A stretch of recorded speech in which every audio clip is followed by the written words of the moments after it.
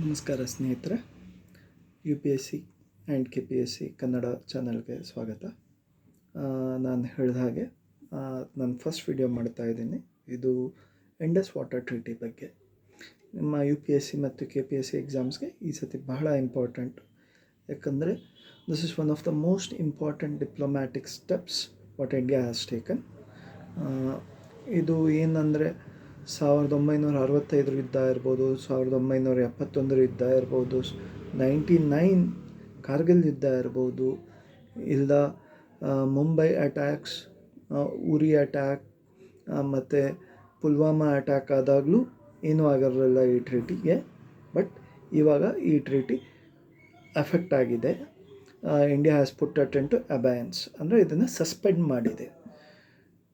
We are not saying the treaty has been called off, but we are saying we have suspended the treaty. Andre, you cannot actually go to international court because it is suspended. India has not pulled out. Adu important. The word abeyance becomes very important. ಇದು 1960 September 19ನೇ ತಾರೀಕು ಜವಾಹರ್ಲಾಲ್ ನೆಹರು ಅವರು sign ಮಾಡಿರೋಂಥ treaty general Ayub Khan ಜೊತೆಗೆ. ಇದರಲ್ಲಿ ಏನಾಗುತ್ತೆ ಅಂದರೆ 3 reverse, Indus, Jhelum ಮತ್ತು ಚೆನಾಬ್, ಇದನ್ನು ಸಿಂಧು ಅಂತಲೂ ಕರಿತಾ ಇದ್ದರು ಇಂಡಸ್ನ.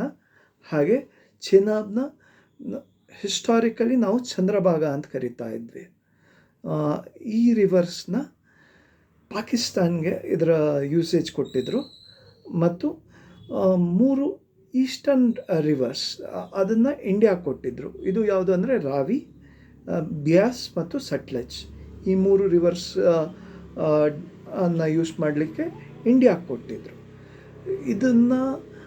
ಇದಕ್ಕೆ ಒಂದು ಪರ್ಮನೆಂಟ್ ಇಂಡಸ್ ವಾಟರ್ ಡಿಸ್ಪ್ಯೂಟ್ ಕಮಿಷನ್ನೂ ಮಾಡಿಟ್ಟಿದ್ರು. ಆ್ಯಂಡ್ ಈ ಟ್ರೀಟಿನ ಬಂದ್ಬಿಟ್ಟು ತುಂಬಾ ನೆಗೋಷಿಯೇಟೆಡ್ ಅವ್ರ ಮಧ್ಯಸ್ಥಿಕೆ ವಹಿಸಿದ್ದು world bank. World bank does not intervene anywhere so far. And ಮೊನ್ನೆ ಕೂಡ ಇವಾಗ ಅಬಯನ್ಸ್ ಬಂದಾಗ ನಾವು ಇದರೊಳಗೆ ನಾವು ಇಂಟರ್ವೀನ್ ಆಗ್ತಾ ಇದ್ದೀವಿ ಅಂತಲೂ ಎಲ್ಲೂ ಹೇಳಲಿಲ್ಲ. Though Pakistan went to World Bank saying that ನಮಗೆ ಇದರಲ್ಲಿ ನೀವು ಮಧ್ಯಸ್ಥಿಕೆ ವಹಿಸಬೇಕು ಅಂತ ಹೋದಾಗಲೂ it was made very clear by World Bank saying that we are nowhere going to intervene in between. So ಮತ್ತು ಇದರಲ್ಲಿ ಇನ್ನೇನಿತ್ತು ಅಂದರೆ ಇದರ ಯೂಸೇಜನ್ನ ಯಾವುದೇ ಥರದ ಒಂದು ಡಿಸ್ಪ್ಯೂಟ್ಸನ್ನು ಒಂದು ನ್ಯೂಟ್ರಲ್ ಎಕ್ಸ್ಪರ್ಟ್ ಕಮಿಟಿಯಿಂದ ಆಗಬೇಕು ಅಂತಿತ್ತು. What generally Pakistan would do, ನಾವು ಇಂಡಿಯಾದವರು ಯಾವುದೇ project including on our eastern rivers ಮಾಡಲಿಕ್ಕೆ ಹೋದಾಗ they would say we need independent neutral ಕಮಿಟಿಯಿಂದ ಇದ್ರ ಮೇಲೆ ಆ್ಯಕ್ಷನ್ ಆಗಬೇಕು ಅಥವಾ ಅವರೇನಾದರೂ ಹೇಳಬೇಕು ಅಂತ ಹೇಳ್ತಿದ್ರು. ಪ್ಲಸ್ ಇಲ್ಲಾಂದರೆ ಅವರು ಇಂಟರ್ನ್ಯಾಷನಲ್ ಕೋರ್ಟ್ಸಿಗೆ ಹೋಗ್ತಾಯಿದ್ರು. They were using this tactic so that India does not build any dam on these rivers. ಇವಾಗ because this treaty is under suspension, India has got the powers to build any dams. That's why they are building new dams and expanding the existing ones.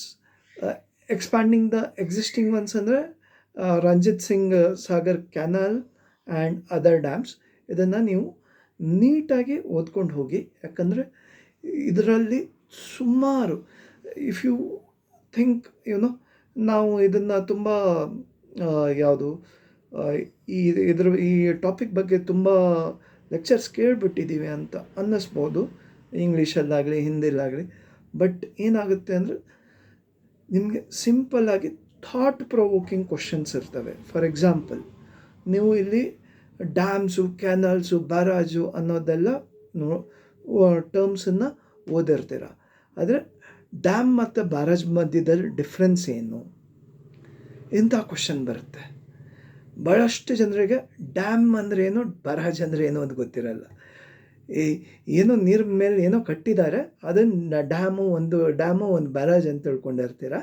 ಏನು ಅನ್ನೋದನ್ನು ನೀವು ಇದನ್ನು ಓದ್ಬಿಟ್ಟು ನನಗೆ comments ಎಲ್ಲ ಹಾಕಿ ನೋಡೋಣ, ಆಯಿತಾ?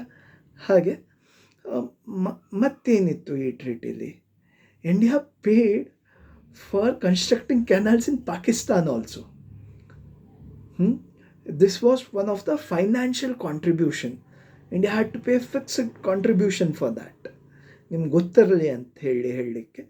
Plus limited use of western ರಿವರ್ಸ್ನಲ್ಲಿ electricity produce ಮಾಡಲಿಕ್ಕೆ ಯೂಸ್ ಮಾಡ್ಕೊಬೋದು, ಮತ್ತು ಡೊಮೆಸ್ಟಿಕ್ ಕುಡಿಯೋ ನೀರು ಮತ್ತು ಸಣ್ಣ ಸೈಡ್ನಲ್ಲಿ ತೋಟ ಇದ್ದರೆ ಅದಕ್ಕೆ ಉಪಯೋಗಿಸ್ಬೋದು. ಬಿಟ್ಟರೆ we could not build canals or dams across it.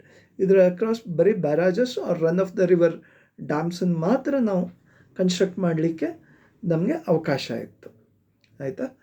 ಇವಾಗ ನಿಮಗೆ ಇದಿಷ್ಟು ಓದ್ತಾ ನೀವು ಏನೇನು ಇಂಪಾರ್ಟೆಂಟ್ ಥಿಂಗ್ಸನ್ನು ನೆನ್ಪಿಟ್ಕೋಬೇಕು, ಎಸ್ಪೆಷಲಿ ಕನ್ನಡದ ಹುಡುಗರಿಗೆ. Metric acre feet, this is the term. ನೀರನ್ನು ಇಂಟರ್ನ್ಯಾಷ್ನಲಿ ನೀವು ಯಾವಾಗ ಚೆಕ್ ಮಾಡಲಿಕ್ಕೆ ಹೋಗ್ತೀರಾ ಅದನ್ನು ಮೆಟ್ರಿಕ್ ಏಕರ್ ಫೀಟ್ ಅನ್ನೋ ಒಂದು ಪ್ರಮಾಣದಲ್ಲಿ ನಾವು ಅದನ್ನು ಮೆಷರ್ ಮಾಡ್ತೀವಿ. ಅದೊಂದು ಇಂಪಾರ್ಟೆಂಟು. ಆಲ್ಸೋ ಇವಾಗ some simple things like for example, ನೀವು ಇವಾಗ ಓದ್ಲಿಕ್ಕೆ ಹೋಗ್ತಾ ಇರಬೇಕಾದ್ರೆ ನಿಮಗೆ ಕೇಳಿಸ್ಕೋಬೋದು ನೀವು, ನಿಮಗೆ ಏನು ಅಂದರೆ ಪಂಚನತ ಅಂತ ಕರಿತಾ ಇದ್ರು ಪಂಜಾಬನ್ನು. ಅದು ಹೋಗ್ತಾ ಬಿಕಾಸ್ ಆಫ್ ದ 5 rivers ಪಂಚನತ ಅಂತ ಕರಿತಾ ಇದ್ರು. ಅದು ಹೋಗ್ತಾ ಪಂಜಾಬ್ ಆಯಿತು. ಹೀಗೆ ಸುಮಾರೊಂದು ಹಿಸ್ಟಾರಿಕಲ್ ಫ್ಯಾಕ್ಟ್ಸ್ ಬಗ್ಗೆ ನೀವು ಸ್ವಲ್ಪ ಗಮನ ಕೊಡ್ತಾ ಹೋಗಬೇಕು. ಆವಾಗ ಇಟ್ ವುಡ್ ಬಿ ಈಸಿ. ಯಾಕಂದರೆ ಇಂಡಸ್ ವಾಟರ್ ಟ್ರೀಟಿ ಬಗ್ಗೆ ಖಂಡಿತವಾಗ್ಲೂ ಪ್ರಶ್ನೆಗಳು ಬಂದೇ ಬರುತ್ತೆ. ಇದು ಮಾತ್ರ ಅಲ್ಲ, ನೀವು ಯಾವ್ಯಾವ ಡ್ಯಾಮ್ಸ್ ಹೋಗುತ್ತೆ, across what cities, important cities does these river pass through. ಹಾಗೆ ಇದರಲ್ಲಿ ಯಾವ್ಯಾವ ಲೇಕ್ಸ್ ಇದೆ, ಫಾರ್ ಎಕ್ಸಾಂಪಲ್ ಉಲಾರ್ ಲೇಕ್ ಅಥವಾ ದಾಲ್ ಲೇಕ್ ಇರ್ಬೋದು ಕಾಶ್ಮೀರದಲ್ಲಿ, ಇದು ಯಾವ ರಿವರ್ ಮೇಲಿದೆ ಇದನ್ನು ನಾನು ಕಮೆಂಟ್ನಲ್ಲಿ ಹಾಕಿ. ಹಾಗೂ ಇವಾಗ ಮತ್ತೊಂದು ಇಂಪಾರ್ಟೆಂಟು, ಬರೀ ಭಾರತದಲ್ಲಿ ಮಾತ್ರ ಅಲ್ಲ, ಪಾಕಿಸ್ತಾನದಲ್ಲೂ ಒಂದೆರಡು ಇಂಪಾರ್ಟೆಂಟ್ ಸಿಟೀಸ್ ಇದೆ. Cities like Lahore and Karachi, which is across these rivers. ಇದ್ರ ಬಗ್ಗೆನೂ ನೀವು ಇಂಪಾರ್ಟೆನ್ಸ್ ಕೊಡಬೇಕು. ಅದು ಮಾತ್ರ ಅಲ್ಲ, ನೀವು ಇದಿಷ್ಟು ಓದ್ತಾ ಇರಬೇಕಾದ್ರೆ what's the other thing that may come into picture. The other thing that may come into picture is the Teesta and Ganga river treaty which we have done with Bangladesh. ಇದು ಯಾವ ವರ್ಷದಲ್ಲಾಗಿದೆ ಮತ್ತು ಇದರ ಇಂಪಾರ್ಟೆನ್ಸ್ ಏನು, ಇದು ಹೇಗೆ ಡಿಫೈನ್ ಆಗಿದೆ, ಯಾವ ವರ್ಷದಲ್ಲಿ ಡಿಫೈನ್ ಆಗಿದೆ, ಯಾರು ಸೈನ್ ಮಾಡಿರೋದು, ಇದು ಇಂಪಾರ್ಟೆಂಟ್ ಆಗುತ್ತೆ. ಇದಿಷ್ಟನ್ನು ನೀವು ಚಂದ ಮಾಡಿ ಓದ್ಕೊಳ್ಳಿ. I think it should help you a lot. ಮತ್ತೇನಾದರೂ ಡೌಟ್ಸ್ ಇದ್ದರೆ ಕಮೆಂಟ್ಸ್ನಲ್ಲಿ ಹಾಕಿ. Let me see how I can help you out. Thank you.